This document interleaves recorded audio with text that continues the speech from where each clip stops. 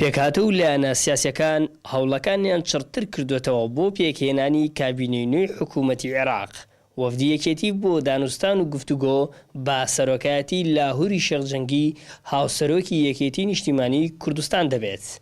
باپی زانیاریەکانی گەلی کوردستان وەفدەکەی یەکێتی تاکید لە شەراکەتی ڕاستەقینە و مادەی 140 پرسەکانی نەوت و بودجە و پێشمەرگە لەسەر بنەمای دەستور لە پێشینەی کارەکانیان دەبێت.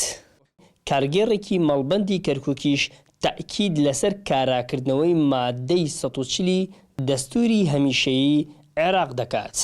خۆشبەختانە ئێستا وەفتێکی یەکێتی نیشتیمانی کوردستان بە سەرۆکایەتی کاک لاوری شێخجەنگی لە بەغایە بۆ یەکلاکردنەوەی ئەو پۆستانەی کە لە کابینەی نوێی حکوومەتی عێراقی پشکی کووردە بۆ ئەوەی بتوانین کورد زۆرترین پشکی بەرکەوێ. هیوادارین ئەم کابینەی ئێستا کابینێکی موسسی بێت و لە ڕووی دەستورەوە زیاتر پێداگیری بکە بۆ ئەوەی مافەکانی دەستور بچەسبێ بە تایبەتی مادەی 140. چاودێرێکی سیاسیش گەشتبینی خۆی نیشاندا بەوەی لاهوری شێخجەنگی سەرۆکایەتی وەفدەکەی یەکێتی دەکات بۆ دانوستان و گفتوگۆ بۆ پێکهێنانی حکوومەتی نوێی عێراق.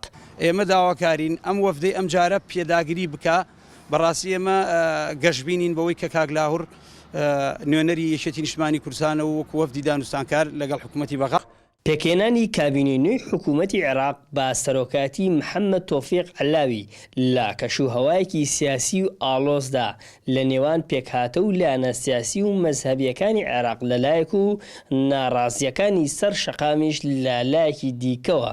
لەنێو ئەم هەموو ئاڵۆزی و فشارانەشدا وەفدی یەکێتی نیشتیمانی کوردستان با سەرۆکایەتی لاهوری شێخجەنگی لە گفتوگۆ و دانوستانەکاندا بۆ پێکهێنانی حکوومەتی نوێی عێراق بەشدار دەبێت.